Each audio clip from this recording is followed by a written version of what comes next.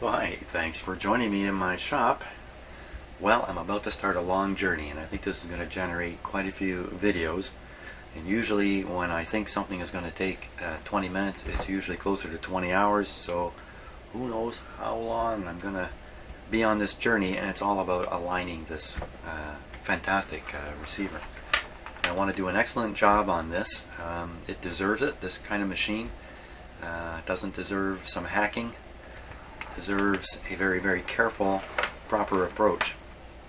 And my own experience with tuning up FM radios is limited. I have only done maybe, I don't know, 10 over the last 4 years. And I mean, I've handled a number of FM radios, but I've stayed away from trying to tune them. If they're working okay, I've left them as is. This one is not working okay.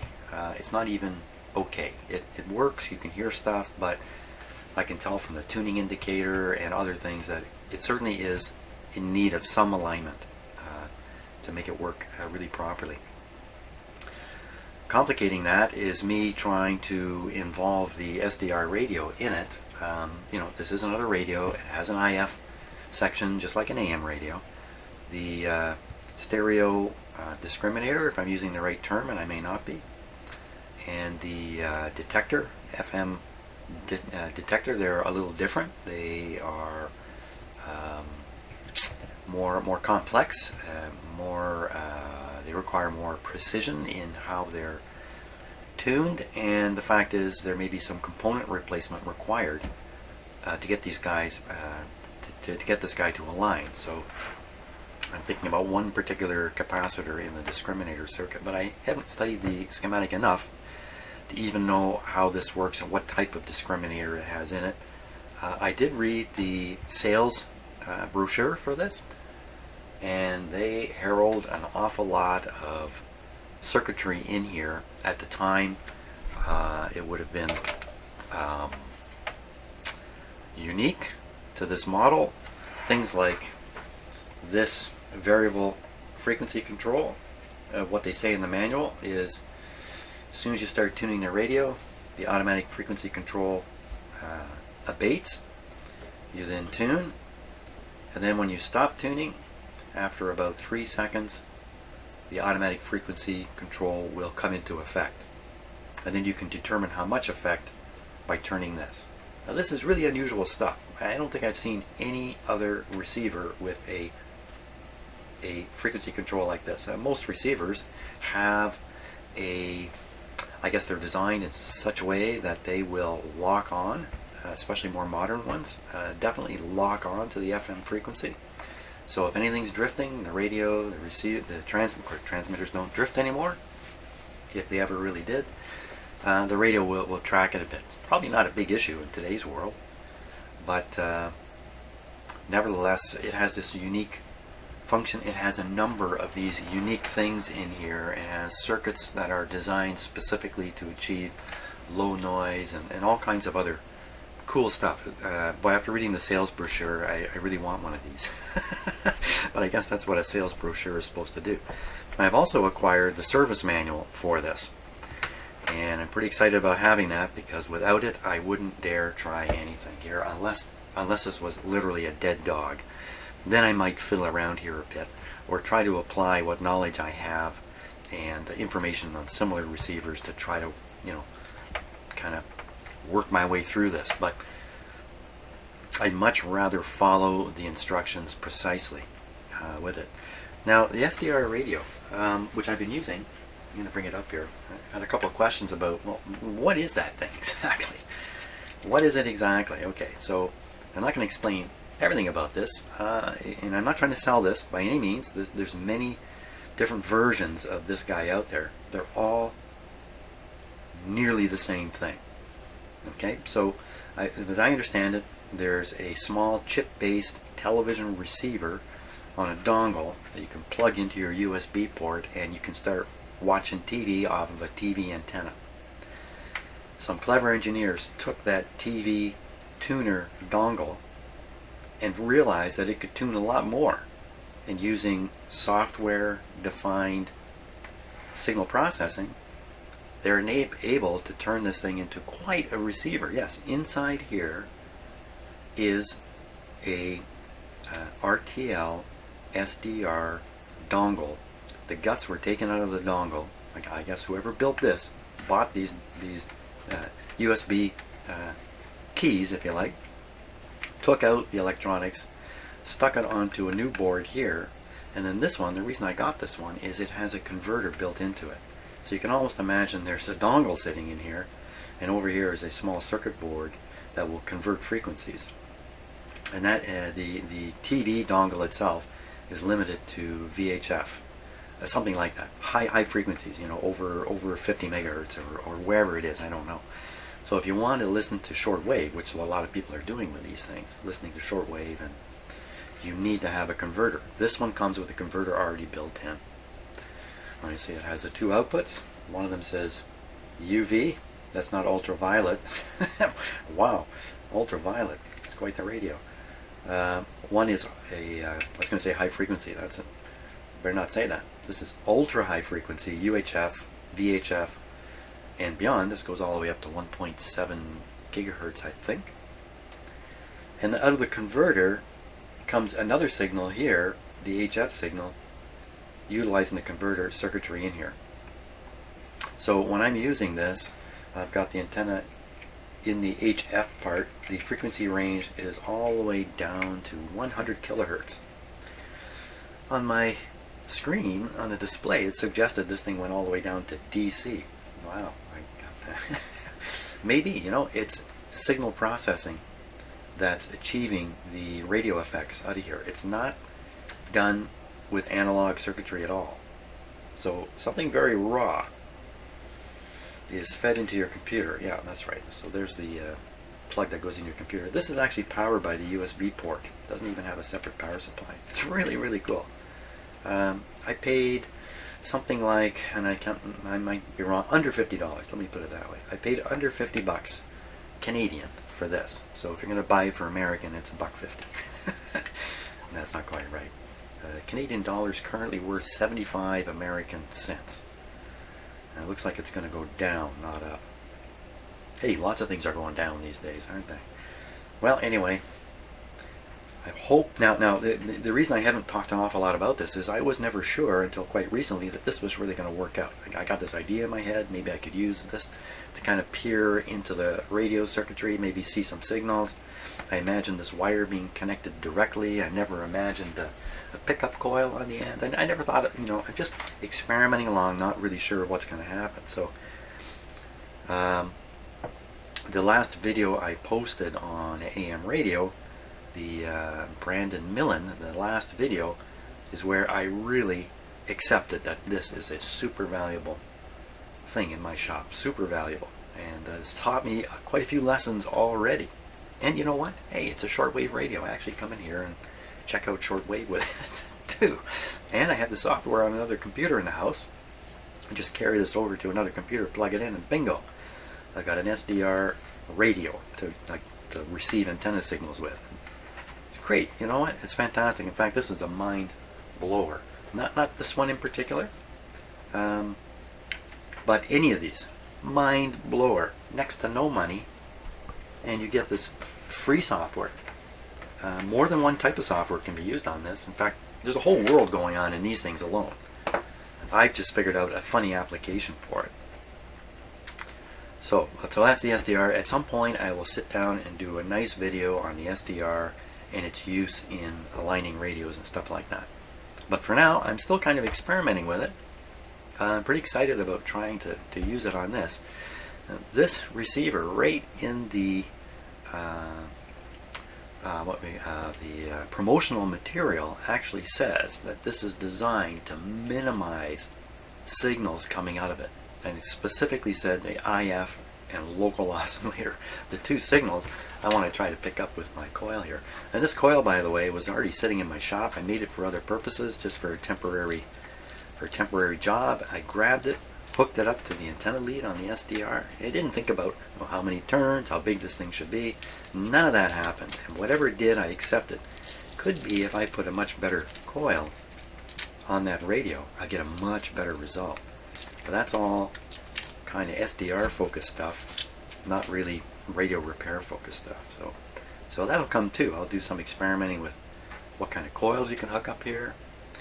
Now the IF frequency in this radio, unless I find out otherwise, is bound to be 10.7 megahertz, not 455 kilohertz.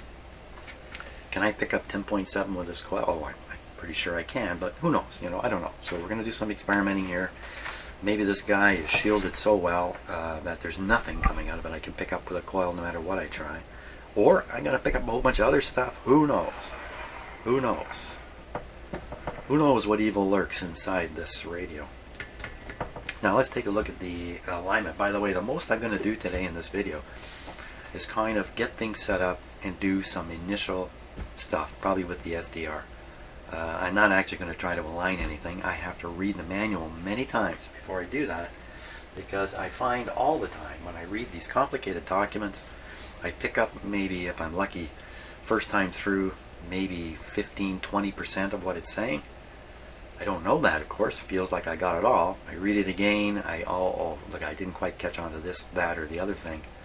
It takes quite a few read-throughs to get really good at it. And since I don't want to muck up this receiver, I've got to really know what I'm doing. And it's not simple. So let's take a look at the manual. Here's the service manual for the MR71.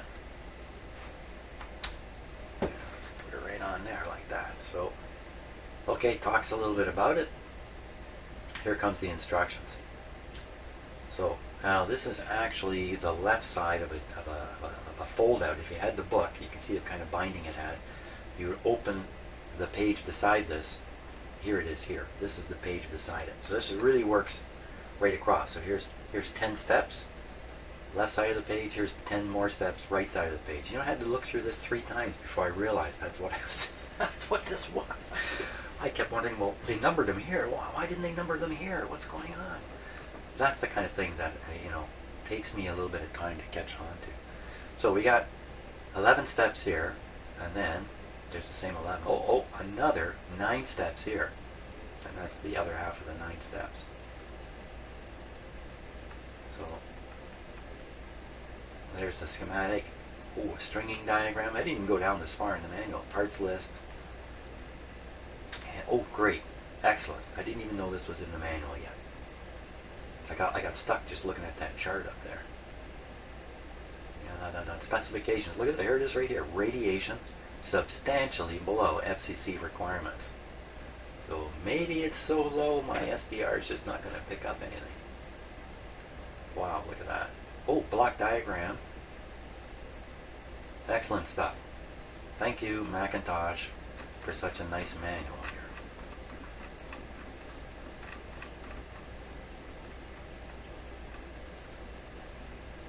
So, oh, yeah, way up. So here's another thing I missed the first time through. I caught this second time through. They put a picture of the antenna matching network here. From your FM signal generator to the antenna terminals, you got to do a little bit of stuff here. That's to match the output of the signal generator to the 300 ohm input on the receiver. And they list the kind of equipment you should have here, right here. FM signal generator, a 210. Well, I've got a WR50A, which might do exactly what this is saying, but I don't think this is really a concern. I got enough signal generators, I can get something going. VTVM, of course, I got one of those. Multiplex generator RCA WR51A or equivalent. Well, I actually have a 52A here. I have exactly the instrument that they're specifying, one step better. A 10.7 megacycle generator. Again, I can do this 10.7. I have the equipment to ensure it's exactly 10.7. It doesn't have to be crystal controlled. And I've got a couple sources for this, and the multiplex generator has a source, I believe. I believe I can get 19 kilohertz out of this. I'm sorry, 10.7 out of it. Oscilloscope, got a very nice oscilloscope. Thank you, Jim. Harmonic distortion analyzer. I think my ears will have to work in this area here, because I don't have one of these guys. I read a paper one night on distortion analysis, and it wasn't so much radio distortion, like, you know, radio repair distortion. It was a very theoretical paper on signal distortion. Oh my God, I got about 3/4 of the way through it, totally lost, realizing that, oh man, this is a complex topic. Wow. So maybe someday I'll pick up some kind of distortion analyzer and stretch my brain around it, but for now, no. But I've got the bulk of the test equipment here that's required to do the work. So I'm pretty excited about this whole thing. First thing though I want to do is play around with the SDR, because of course these instructions don't say boo about using an SDR. That sure didn't exist. It also doesn't talk about a sweep generator. That's kind of because this guy here, the RCA WR51, or in my case 52A, has a way of generating a sweep signal using the power line 60 cycle frequency. The same 60 cycles, of course, is available at every outlet, and therefore you can apply it to your scope. You can sweep your scope using the same 60 cycles that this thing is sweeping its output with, and that's how you get them matched up in this case. So it's not, it doesn't, the signal generator doesn't have a special output for your scope. It's just based on 60 cycles. It's not blanked either, so it's around and around and around, or in the case of the scope, it's back and forth, back and forth, back and forth. It's not just forth, forth, forth, if you can follow what I'm saying. Okay. SDR, let's give it a go here. Since I figure out how to get my computer back to normal. There we go. Now, let's see.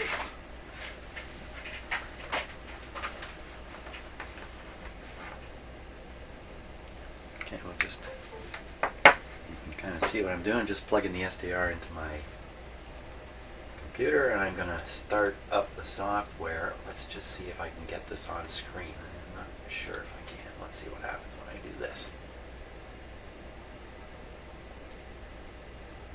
Nothing happened. Okay, so I'm going to have to make a little video change here to get the SDR up on the screen. Oh, maybe I was a little too quick there.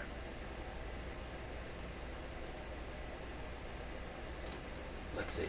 It's not how if I flip this and do that, and then do that, and then do that.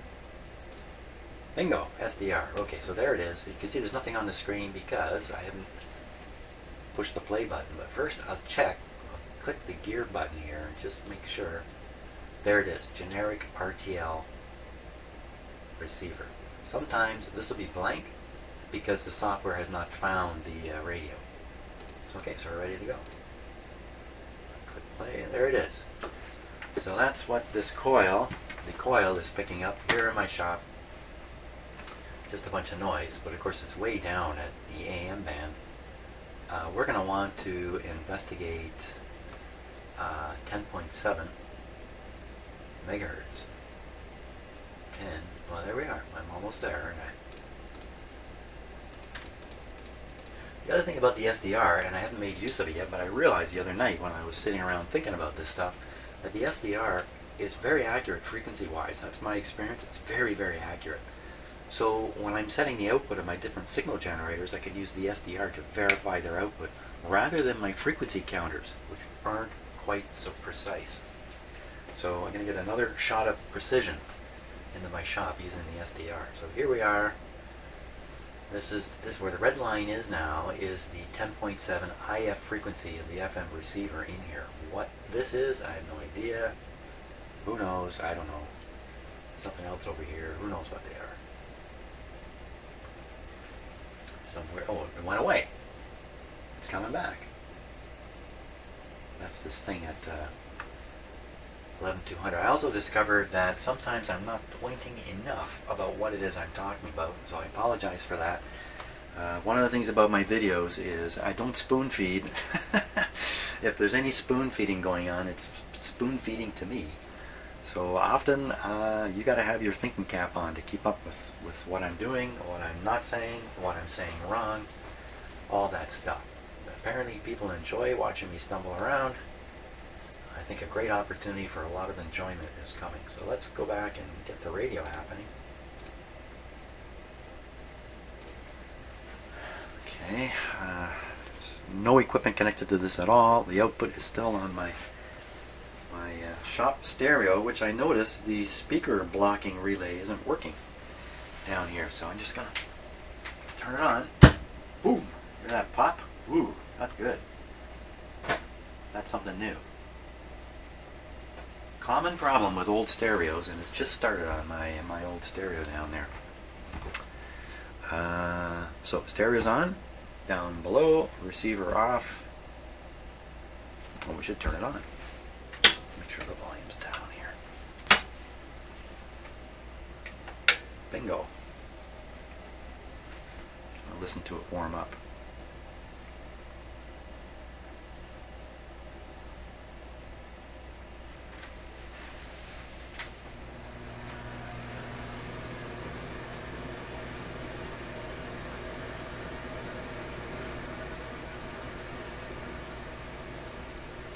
So I'd say that's the between station hiss there.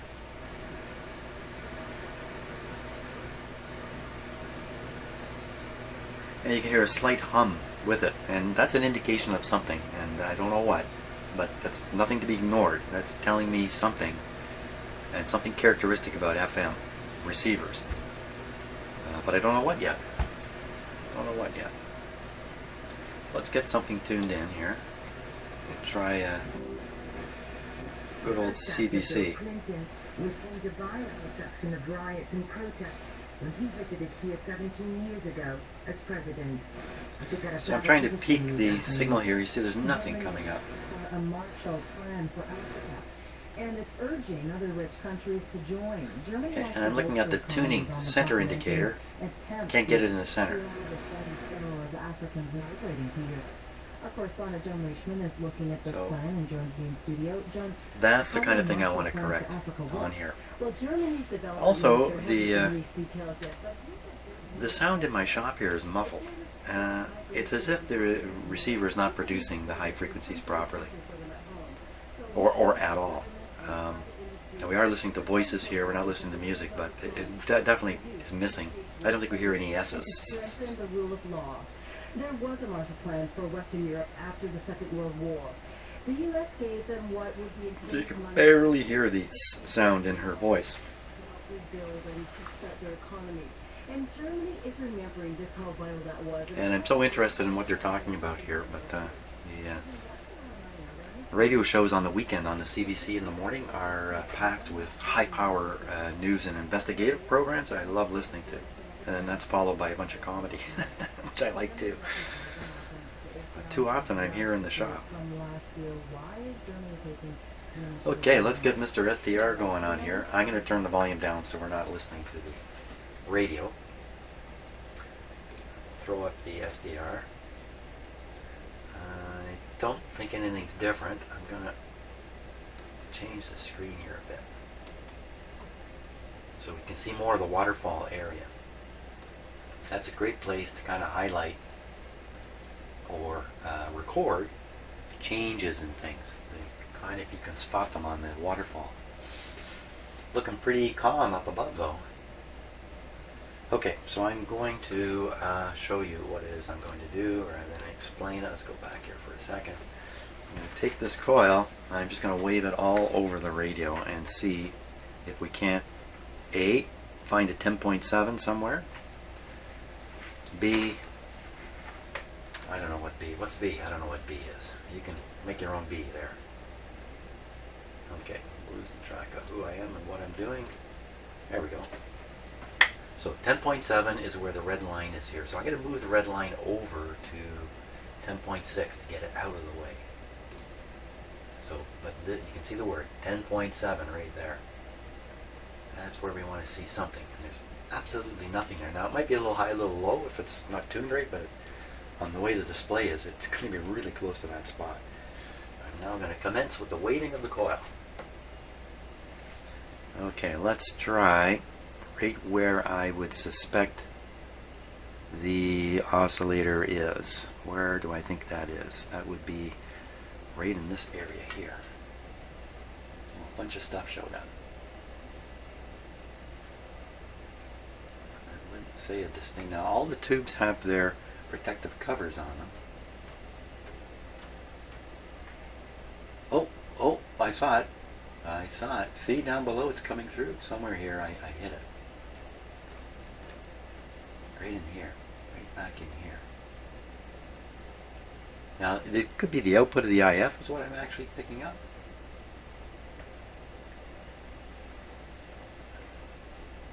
Bingo. Bingo. Bingo. I want these.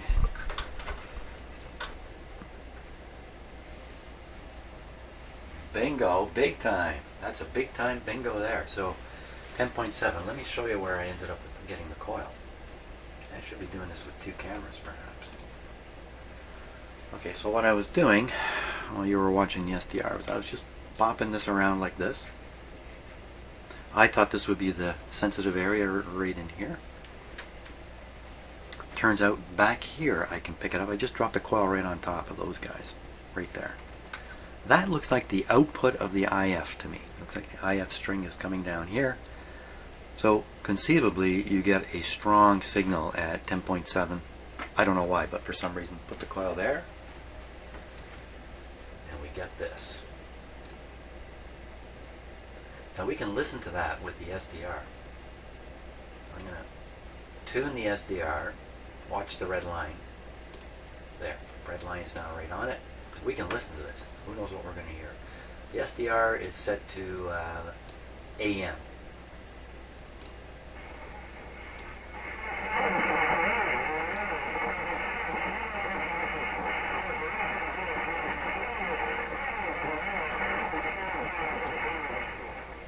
Wow, it sounds like somebody's voice all twisted inside out to me. Let's try a few other settings here.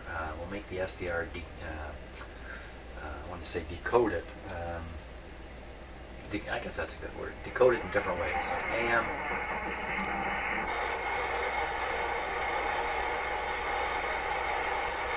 Mixed with Donald Trump's quest to make America great again. So far, there are more questions than answers, more uncertainty than sure things. Let's start to fill in some of the blanks. The House is now in session.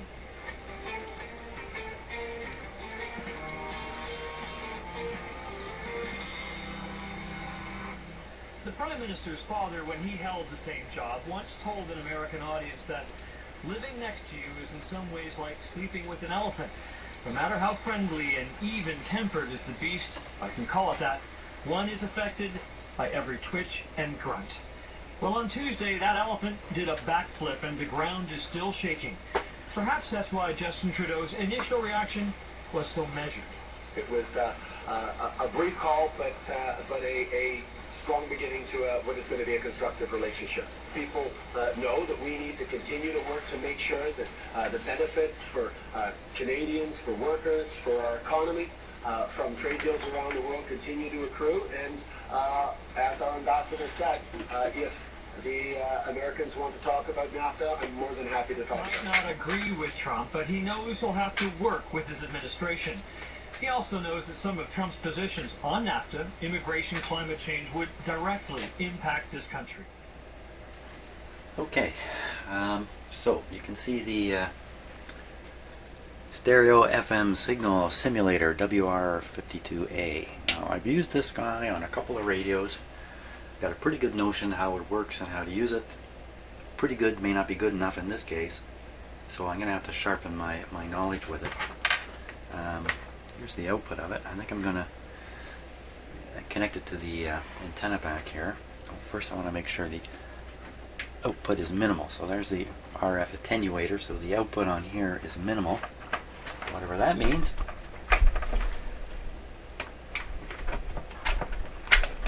Take that off, clip on.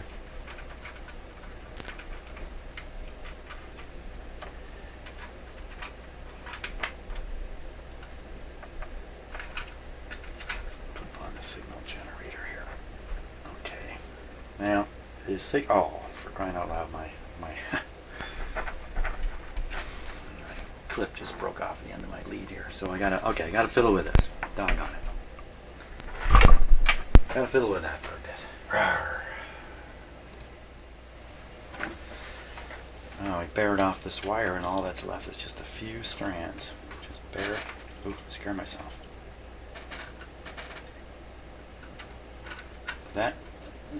the reason you can hear that is because this receiver is still connected to my shop amplifier and speakers. Remember, before all we were listening to was the SDR. We're not listening to this guy.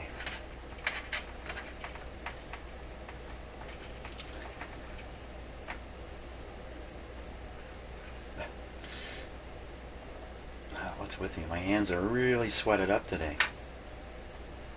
I'm not sure why. Jeepers creepers. Oh my gosh. Sometimes the simplest stuff, just every time I squeeze it, it starts slipping out of my fingers. That's the problem here. Oh my god, I can't even put on a clip lead for crying. Break that other wire doing this. So what's going to happen? Oh my gosh. Come on. Okay, I've got it on there. The battles I fight sometimes are just...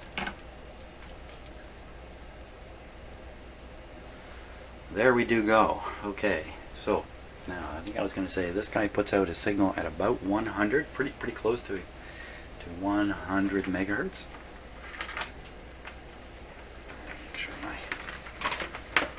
wires aren't getting pulled inappropriately here.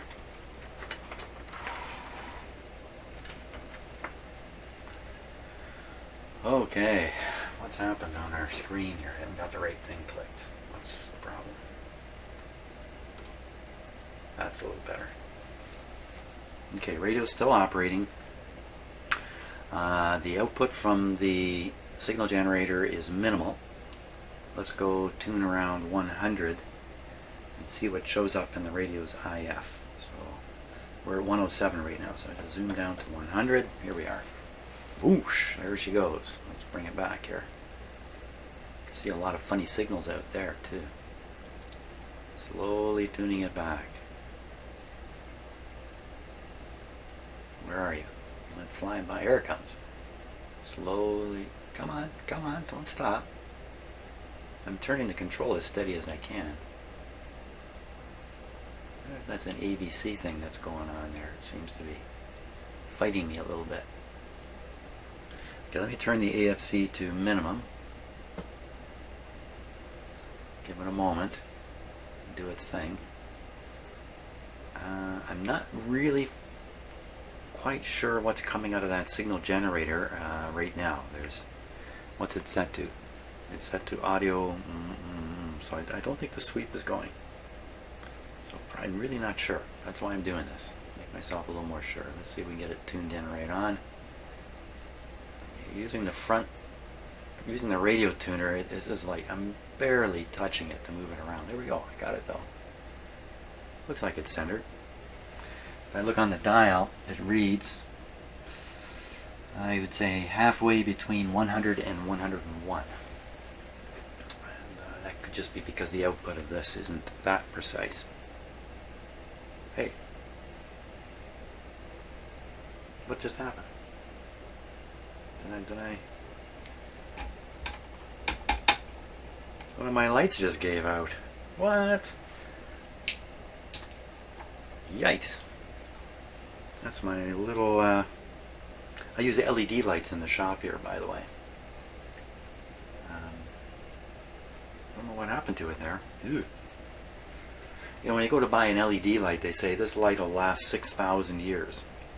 Yeah, the actual LED might last 6,000 years, but it's full of little components, little capacitors and stuff in there. These are the kind of LED lights you plug in the wall, and they have to have some kind of power supply inside them. That stuff's not going to last a millennia, for crying out loud. Maybe it's not going to last much longer in my shop here.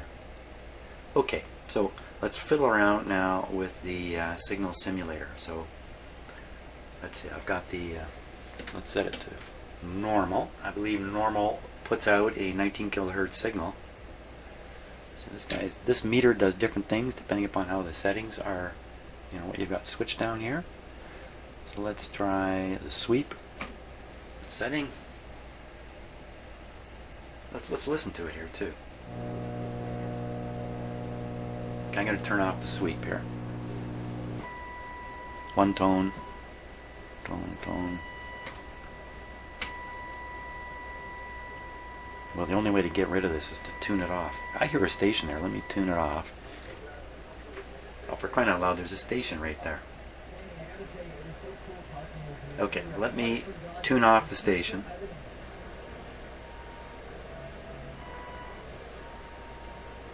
That's a very sensitive receiver.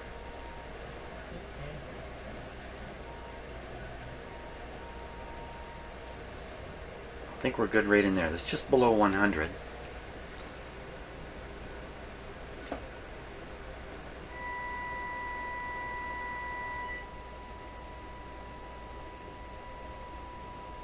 I'm watching the SDR. Wow, a train just flew by there. Now I do have the SDR zoomed in on 10.7.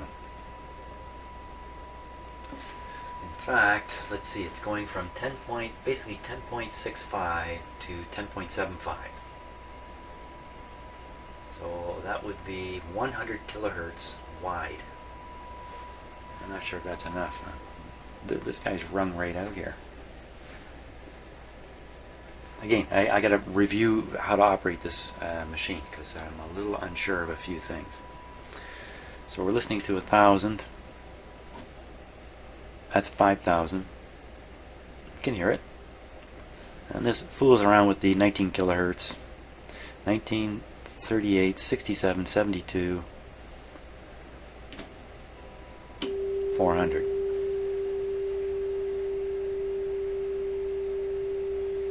So I'm guessing if I modulate the output with 19, I should turn on the stereo light.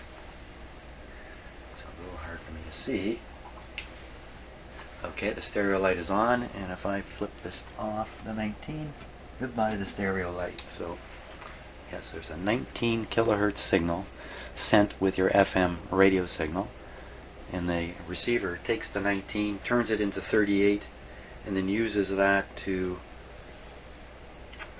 decode the left and right signals, the left minus right and the left plus right signals. So I think it's all working. I just don't know what to do with it exactly. Pretty interesting looking display on the SDR. Yikes, look at that thing.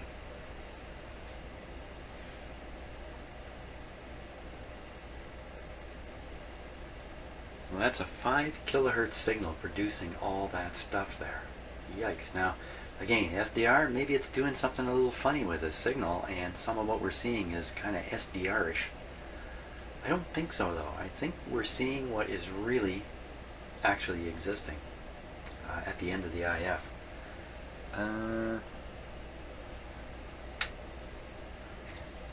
Turn the radio onto mono. Well, everything's drifting here, isn't it? Oh, jump back. I didn't do anything. It's on the drift again. Just a little. Oh, whoa. Okay, so that could be the test equipment jumping around, or it could be the receiver. It's more likely the test equipment. I'm going to turn the AFC is minimum right now, so I'll turn the AFC control up where I thought it was happy, up around 2 o'clock. Whoosh, there it is, 2 o'clock.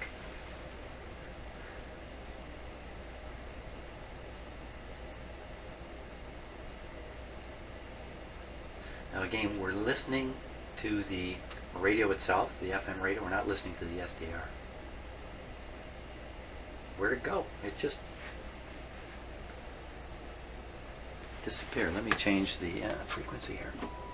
Well, we're definitely listening to it still. How come I can't see it on the SDR? Where'd you go, man? Let's go hunting on the SDR for it. Where are you? There it is, down around 10.6.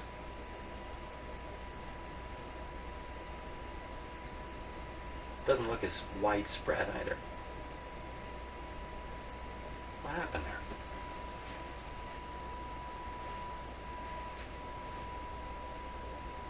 I kind of lost. I'm losing it. I've been in here long enough. I'm starting to lose it. 10.6. 10.7 is right off the screen here.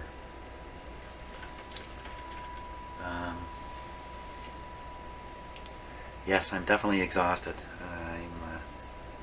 I'm losing track of my whole purpose even. But maybe I'm done. Maybe that's what it is. I've done what I need to do here this morning. This is enough for me. Let me just get this on here like this, like this, like this. There we are. Okay, so lots of challenges. I got to read that alignment document. Got to print it out, glue the paper together, tape the paper together, get the full proper sheets in front of me as I go to do it. Got to read up on my FM signal simulator again, just to review its operation. And as soon as I realize which camera we're looking through here.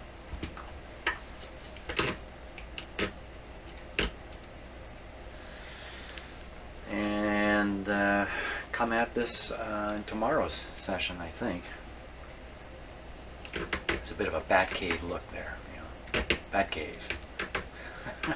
How many of you know what I'm talking about? Most of you would, probably. So, great. Had the receiver running a long time. Nothing funny's happening to it. I think it's in really good operating condition, except for the tuning up of it. Great. Okay, got my challenges in front of me. Thanks so much for watching. I hope you're getting a kick out of this, and see you on the next video.